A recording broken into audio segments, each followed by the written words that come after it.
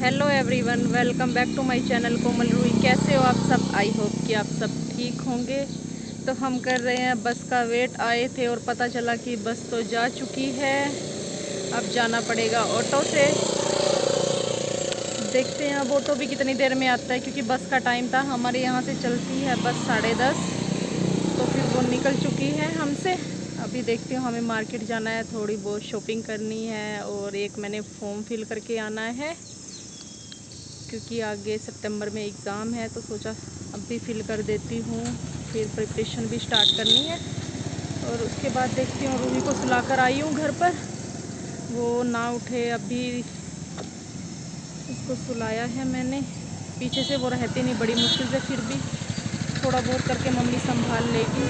तो देखते हैं अब क्या आता है क्या नहीं।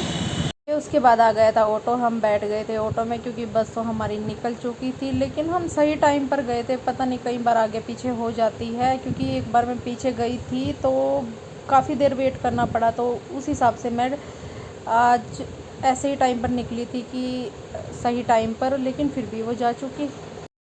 तो हम आ चुके हैं मार्केट। चलो पहले मैं कर लेती हूँ अपना फॉर्म फिल, उसके बाद बाकी के काम देखती हूँ। थोड़ा बहुत सामान ख़रीदना है, वो ख़रीद लूँगी। कि देखते हैं, मैं फॉर्म फिल करके आती हूँ। धूप बड़ी तेज़ हुई है, तभी इसी करके मेरा रूही को लाने को मन नहीं था। खैर फिर बीच में ही काम छोड़ के जाना पड़ेगा, अगर वो उठ गई, मम्मी की कॉल आ गई। देखती हूँ, चलो मैं पहले फॉर्म फिल कर लूँ। तो ये अभी हुआ पड़ा है शॉप पे रश। अभी देखते हैं, अभी भरती हूँ फॉर्म।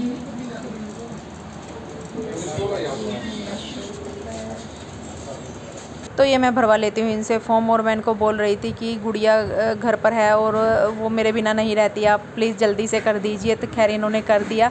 और अभी एग्ज़ाम शायद है सितंबर में ही है शायद, जहाँ तक मुझे ख्याल है। उसके बाद अब मैंने करनी है एग्ज़ाम की प्रिपरेशन स्टार्ट। और व्लॉग्स भी मेरे आते रहेंगे, ये नहीं है कि मैं व्लॉग्स छोड़ूंगी। वो मैं, क्योंकि उसके लिए बंदा अलग से टाइम निकाल ही लेता है। इतना तो ये नहीं है कि सारा दिन पढ़ाई पर ही बैठे हैं, और मुझे उसके बीच में रूही को भी देखना है, सब करना है, और वो मैं सब कर लूँगी।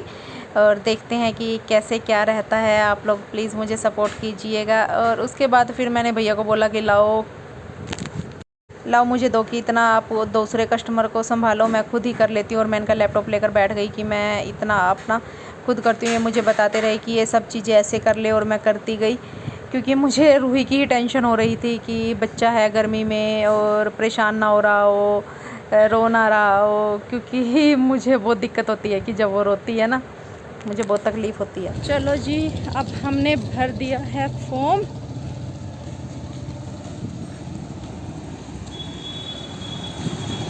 अभी वो बाकी का प्रोसेस खुद कर देंगे, क्योंकि साइट चल रही थी बिज़ी। अभी हमें लगी है भूख, हम चलते हैं कुछ खाने। ये देखो कैमरे से छुपते हुए बच्चे।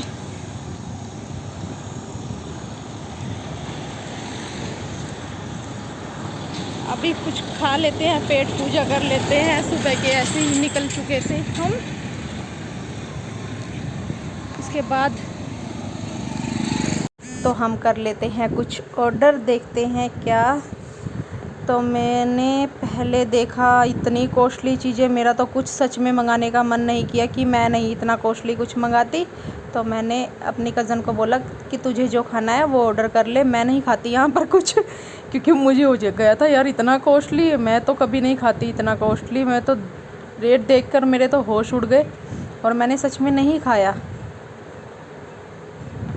तो फिर उसका मन था, तो उसने मंगाया था ये पास्ता। तो उसने खाया ये पास्ता, और मुझे भी बोल रही थी कि दीदी आप भी खा लो, लेकिन मैंने नहीं खाना था। कहते एक बार टेस्ट तो करके देख लो, क्योंकि मुझे नहीं खाना था, ना मेरा बिल्कुल मन था, और ना मैं ये सब चीज़ें खाती इतनी। फिर भी उसने 1-2 चम्मच दे ही दिया कि एक बार खा के देखो, टेस्ट तो करके देखो, आपको अच्छा लगेगा।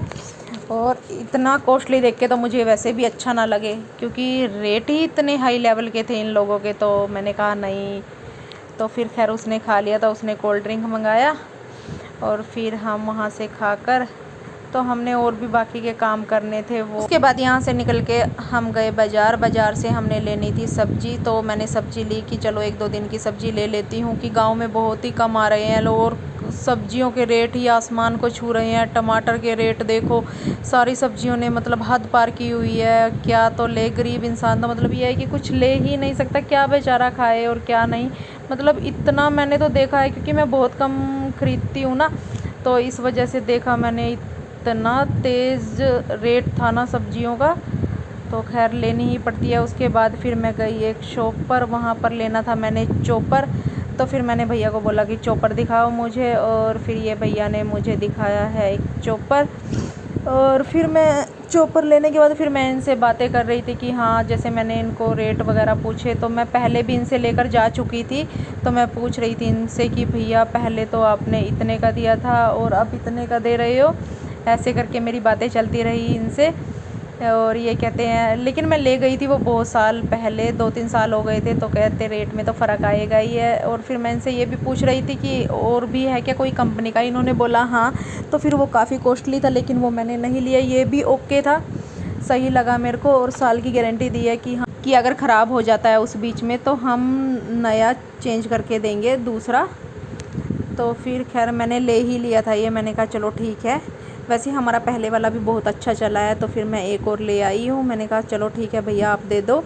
और उसके बाद फिर मैंने देखने थे सूट, मैं गई सूट की शॉप पर, तो ये भैया बहुत अच्छी अच्छी कुर्ती दिखा रहे थे, लेकिन मुझे पसंद तो आ रही थी।